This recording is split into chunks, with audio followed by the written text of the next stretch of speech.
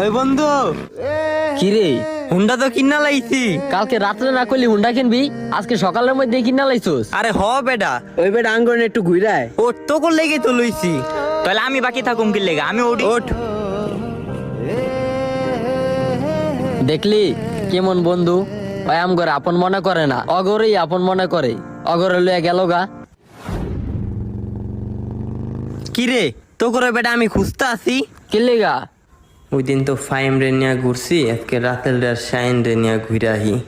ওঠ রাসেল ওঠ, শাইন ওঠ।